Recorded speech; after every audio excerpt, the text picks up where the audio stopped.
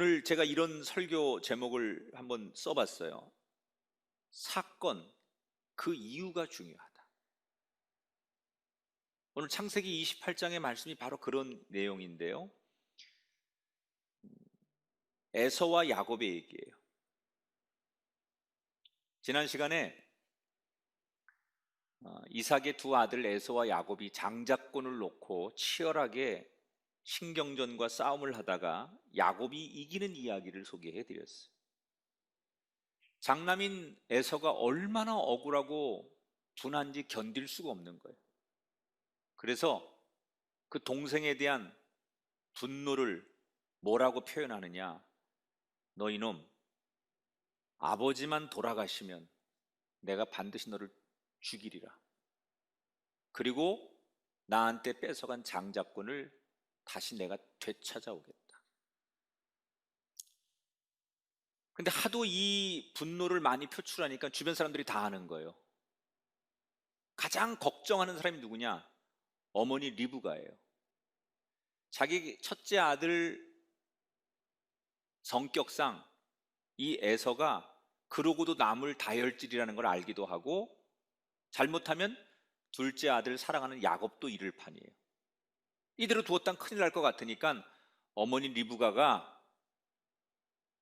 이 문제를 해결하기 위해 나름대로 묘수를 하나 짜냅니다.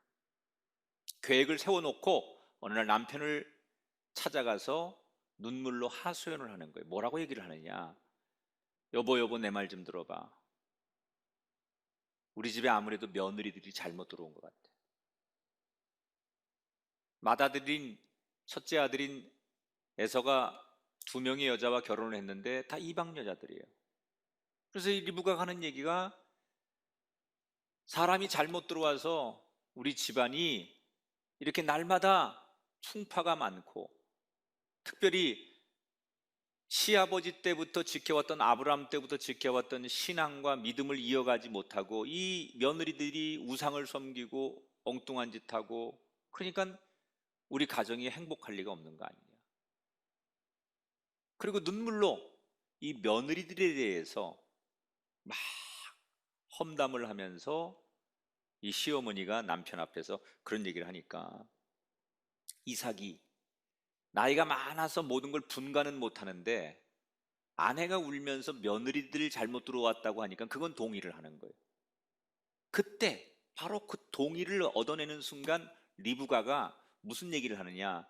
그래서 여보, 첫째는 어차피 이방 여자들하고 결혼해서 며느리들이 그렇게 들어왔는데 야곱마저도 이 땅에 있는 이방 여자들하고 결혼해서 그런 며느리 들어오면 난 못 살아요.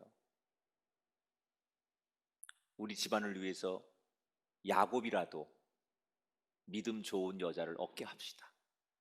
그러니 여기 두지 말고 우리 처갓집 야곱의 외삼촌이 있는 라반이 있는 곳으로, 하란으로 보내서 거기서 믿음 좋은 여자를 만나게 합시다. 이렇게 얘기를 해요. 그러니까 이삭이 좋은 생각이라고. 그래서 어느 날 이삭이 야곱을 부릅니다. 그리고 두 가지를 얘기해. 하나는 명령을 하고 하나는 축복을 하죠. 뭐라고 명령하느냐? 너 아버지로서 명령하는데 네 형처럼 이방 여자들 만나 결혼하지 말고 믿음이 있는 가문의 사람을 만나 결혼하거라. 그 명령 뒤에 축복을 하는 거예요. 그게 3절 4절에 나와요. 머리에 손을 얹고 아버지가 아들을 이제 떠나보내면서 축복하는 거예요. 하나님이 복을 주시어 생육하고 번성하게 하시고 아브라함에게 허락하신 복을 내게 주시되 땅을 차지하게 하시기를 원하노라. 이 복은 하나님께서 자기 아버지였던 아브라함에게 주신 복을 아브라함이 이삭한테 준 거고, 이삭이 다시 자기 아들 야곱에게 주는 거예요. 여러분의 가정도 하나님이 나에게 주신 영적인 축복을 자식에게 유산으로 남기게 되기를 축원합니다. 성경은 이 영적인 축복을 유산으로 남기는 걸 보여주는 거예요. 자, 이게 굉장히 여러분 중요한 의미가 있습니다. 어떤 의미가 있냐면,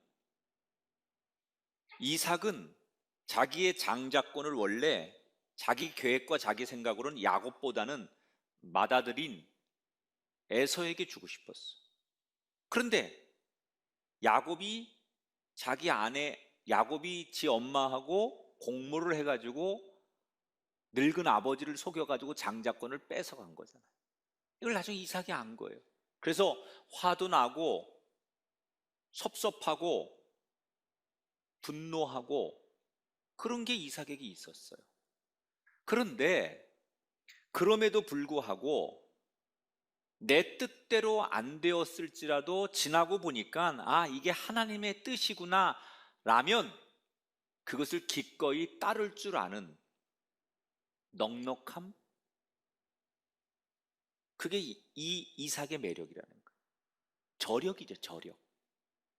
내가 계획하고 내가 생각하고 내가 옳다고 주장해서 쭉 밀고 가다가 안 됐어요. 그런데 돌아보니까 그래, 이거보단 이게 하나님 뜻이었구나 라는 것을 알면 그걸 인정하고 그것을 받아들이고 수용할 줄 아는 저력이 있는 사람이 이삭이었다는 거예요.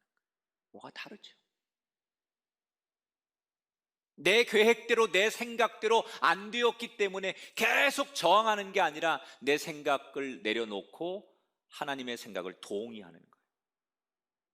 우리가 살다 보면 내가 그렇게 기도하고 하나님 앞에 소원하고 또 오랫동안 잘 준비했던 일들이 과정과 결과에서 우리가 생각한 대로 되지 않을 때가 있어요. 그래서 우리는 원망하죠.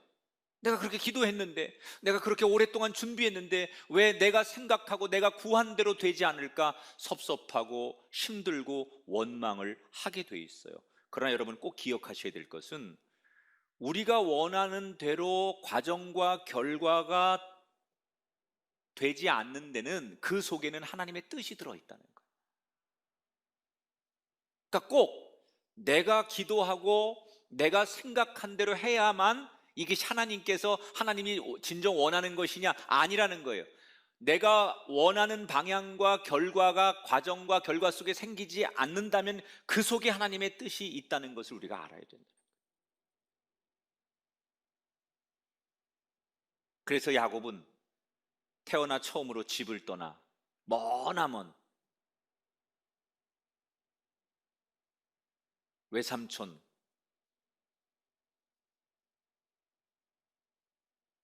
외가댁으로 떠나게 돼요.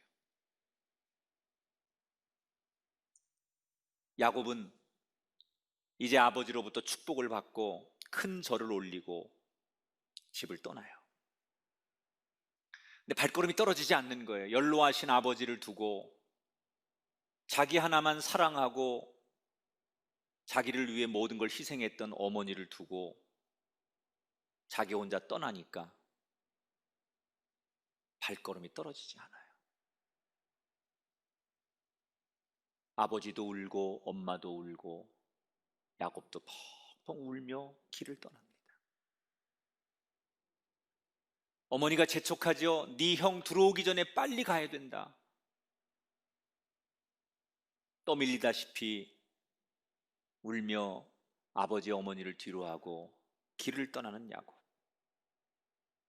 뒤를 힐끔힐끔 쳐다보며 혹시라도 뒤늦게 형이 자기를 쫓아오지 않을까 두려움을 가지고 발걸음을 재촉합니다. 얼마를 달려갔는지 자기가 떠난 곳에서 부엘세바에서 떠나는데 오늘 성경에 보니까 자기 할아버지가 가나안에 와가지고 제일 먼저 제단을 쌓았던 베델까지 도착을 해요. 부엘세바에서 베델까지는 거리로 한 100km 정도 됩니다. 그러니까 정신없이 형으로부터 벗어나기 위해 달려갔다는 얘기. 그리고 이 정도면 형이 더 이상 쫓아올 수 없겠지라고 안도의 한숨을 쉬며 그 자리에 털푸덕 주저앉습니다. 근데 이렇게 보니까 벌써 해가 뉘어뉘어지고 밤이 돼가기 시작하는 거예요. 중동 지역은 춥습니다. 일교차가 심하기 때문에 밤에는 굉장히 춥고 이 광야 같은 곳엔 도적대들과 맹수들이 존재합니다. 그런데 어디 오갈 데가 없는 거예요. 그래서 난생 처음 집이 아닌 광야에서 옆에 돌 하나를 베개 삼아 누웠습니다. 당연히 잠이 들지 않죠. 그 환경에서 어떻게 잠이 들어요? 그 심란한 거예요, 야곱이. 그래서 밤새도록 뒤척이는 거예요. 그 밤새도록 뒤척이면서 이 야곱의 머릿속에 영화 필름처럼 자기가 살아온 인생의 시간이 쭉 지나가는데, 자기가 형보다 조금 늦게 태어나서 동생이라는 이유로, 장남이 아니라는 이유로 아버지에게 인정을 받지 못한 것부터, 그래서 나도 아버지에게 형처럼 인정받고 싶어서 노력했던 그간의 자신의 삶을 돌아보고 그 형과의 경쟁에서 이겨보려고 팥죽 한 그릇으로 장자권을 뺏는 과정과 어머니와 공모를 해서 아버지를 속여서 결국 장자권을 가로채는 이런 자기의 살아온 삶의 이야기들이 필름처럼 쭉 지나가는 거예요. 이렇게 노력하고 열정을 가지고 이런 방법으로 내 손에 이런 걸 쥐면 모든 일이 잘 될 줄 알았어요. 그런데 지금 말한 대로 그렇게 살아왔는데 지금 내 현실은 뭐예요?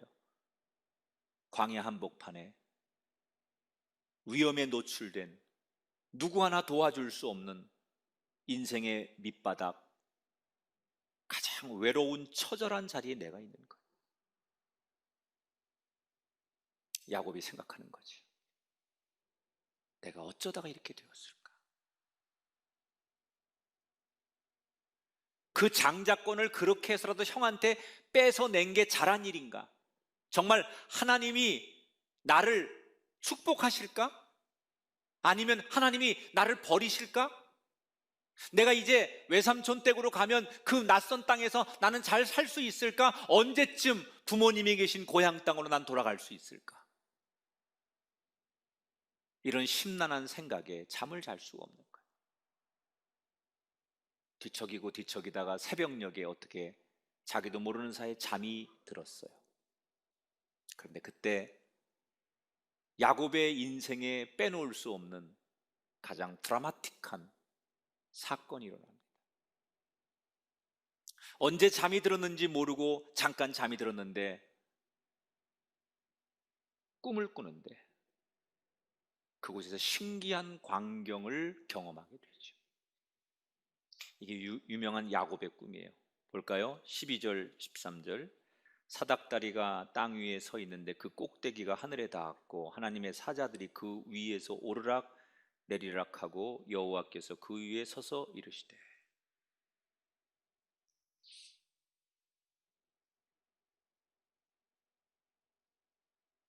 하나님이 야곱을 찾아오셨어요. 따라합시다. 찾아오시는 하나님.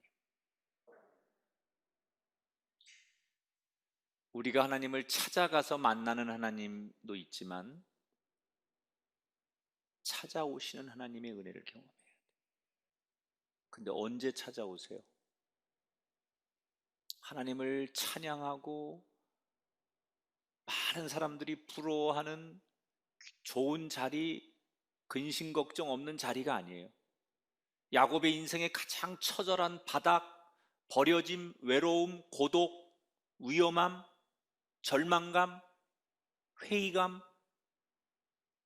미래를 알 수 없는 두려움,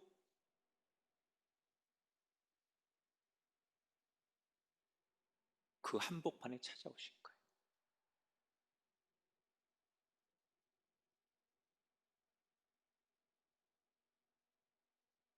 가장 비참할 때, 가장 바닥으로 내려갔을 때 찾아오셔서 만나주신 하나님. 두렵고 떨리는 마음으로 오늘 이 예배를 드리는 사람 가운데 꼭 야곱 같은 사람이 있다면, 예배당이 안에 있든지 미디어로 예배를 드리든지 지금 당신에게 찾아오신 하나님의 은혜가 있기를 축복합니다.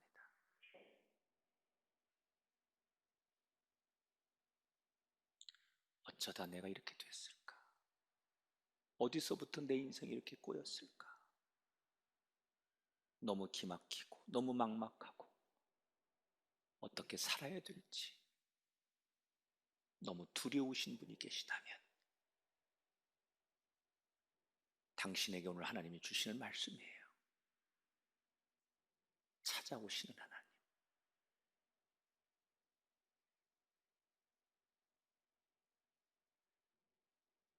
야곱을 찾아오세요.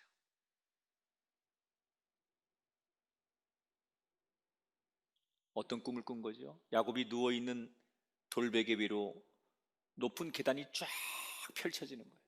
그리고 그 위에 천사가 오르락내리락 하고 한 꼭대기에 하나님의 음성이 들리기 시작하는 거예요. 어떤 음성이 들려오느냐? 하나님이 자기를 소개하는 거예요. 뭐라고 하느냐? 나는 내 할아버지 아브라함의 하나님, 내 아버지 이삭의 하나님, 이렇게 하나님이 자기를 소개했어요.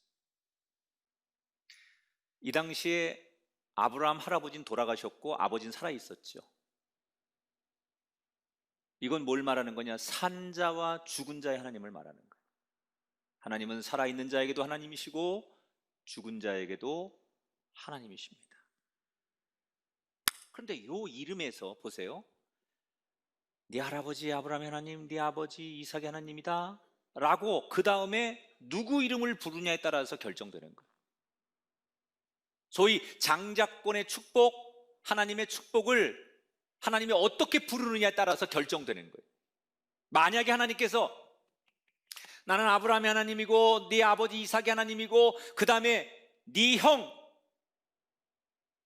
에서의 하나님이다 그러면 그가 그렇게 평생 얻고 싶었던 하나님의 장자권의 축복은 내 것이 아닌 거예요.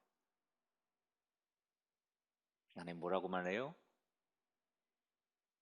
너 야곱의 하나님이다 이렇게 불러주시죠.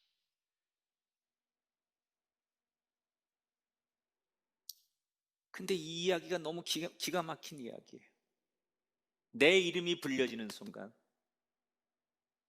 나를 지명하는 순간 이 야곱은 하나님을 처음 만나는 거예요.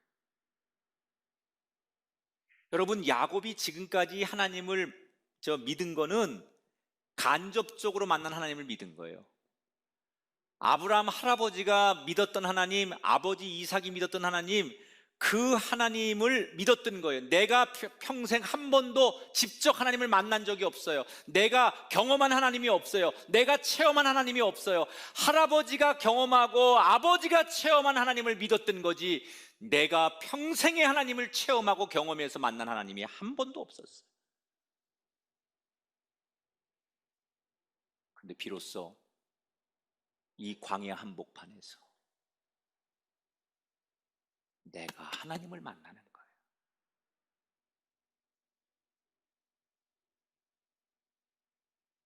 이때부터 야곱은 하나님께 쓰임을 받는 거예요.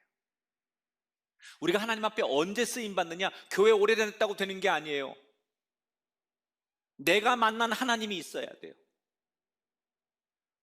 목사님이 만난 하나님, 어느 장로님이 만난 하나님, 우리 어머니가 기도해 주셔서 우리 어머니가 만난 하나님으로 믿는 하나님이 아니라 내가 체험하고 내가 경험하고 내가 만난 하나님, 날 찾아오셔서 내가 거부할 수 없는 하나님, 내가 온 몸으로 인격으로 만났기 때문에 내 머리에 총칼을 대고 예수 부인할 수 있냐고 물어도 내가 죽으면 죽으리라 주님 부인할 수 없습니다. 왜? 내가 만난 하나님이기 때문에. 이게 체험의 하나님인 거예요. 이게 없으면 목사가 하나님을 이렇게 자기가 만난 하나님이 없이 남이 만난 하나님 이야기만으로 신학을 하고 목회를 하면 그 목회가 죽을 때까지 그 십자가가 자기에게 고통이에요. 내가 만난 하나님이 없이 교회에서 봉사하고 예배하고 찬양하고 헌신하는 분들, 이건 고통입니다. 그래서 오래 못 갑니다. 감정으로 하는 거니까. 그러나 내가 만난 하나님, 내가 체험한 하나님이 있으면 아무리 고통과 아무리 어려움과 아무리 어떤 환난이 있어도 괜찮습니다. 왜? 부인할 수 없는 살아계신 하나님을 내가 경험했기 때문에.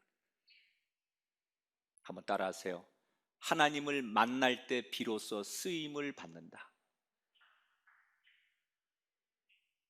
아멘. 왜 우리가 하나님 앞에 쓰임 받지 못하느냐?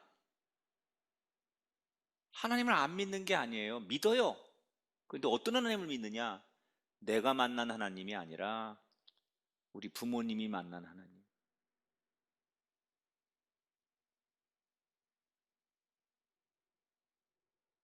다른 사람이 만난 하나님을 나는 간접으로 믿는 거예요.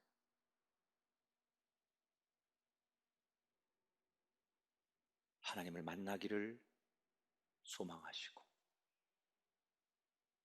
나의 하나님으로 체험되기를 주의 이름으로 축원합니다.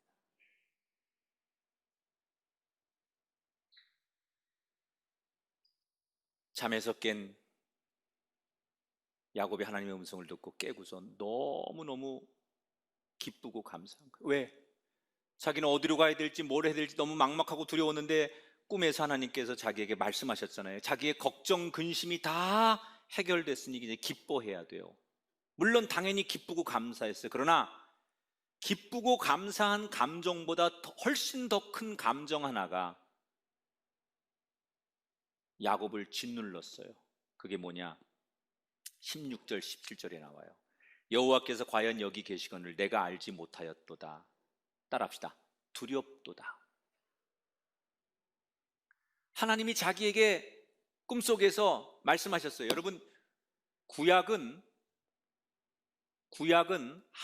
하나님이 인간에게 나타날 때 꿈을 통해 역사하는 게 구약이에요. 근데 그 꿈은 우리가 이렇게 보통 자면서 꾸는 이 평범한 꿈이 아니라 이걸 계시라고 하는데, 구약은 하나님이 당신의 뜻을 전할 때 인간에게 전하는 수단이 꿈이에요. 지금은 우리 시대는 말씀이죠. 하나님이 말씀이라는 통로를 통해서 당신의 뜻을 우리에게 전하는 거고, 구약은 지금처럼 목사님들이 있지 않았기 때문에 꿈을 통해서 그 사람이 하나님께서 나타나시는 거예요. 그 꿈을 통해서 하나님을 만난 거잖아요. 너무 이제 이게 분명한 자기의 확신이 됐어요. 그런데 기쁘고 감사해야 되는데 이 기쁨과 감사의 감정보다 더 큰 감정이 자기를 지배하기 시작했는데 그게 뭐냐? 두려웠다는 거예요. 두려웠다는 거예요. 이 두려움. 야곱도 그랬을 거예요. 잠에서 깬 뒤에 말없이 눈물을 흘립니다. 그리고 비상으로 갖고 왔던 기름 한 병을 꺼내서 자기가 베개 삼아 잠을 잤던 돌베개에 기름을 붓고 엄숙하게 종교적 맹세를 하는 거예요. 뭐라고요? 하나님께서 나한테 말씀하신 대로 나를 다시 이곳에 돌아오게 하시면 내가 영원히 주님을 섬길 것이고 모든 소득의 10분의 1을 하나님께 드리며 살겠습니다. 하나님을 향한 두려움이 야곱의 심령을 가득 채우자 지금까지 그 야곱을 그렇게 사로잡던 절망과 낙심과 세상을 향한 두려움이 사라져 버렸어요. 그 전날 밤만 해도, 하나님을 만나기 전만 해도 내가 어디서부터 내 인생이 꼬인 거고, 나는 어디로 가야 되고, 누구를 의지해야 되고, 뭘 먹고 살아야 되고, 앞으로 내 인생은 어떻게 돼야 될지 너무나 많은 세상에 대한 두려움과 걱정으로 잠을 한숨도 못 잤던 그가 하나님이 주시는 두려운 마음을 품었을 때, 하나님 주시는 경외의 마음을 품었을 때 이 두려움이 세상 두려움을 잡아먹기 시작했다는 거예요. 하나님을 두려워하십시오. 그때 세상의 두려움, 세상의 근심, 세상의 염려가 사라질 줄 믿습니다.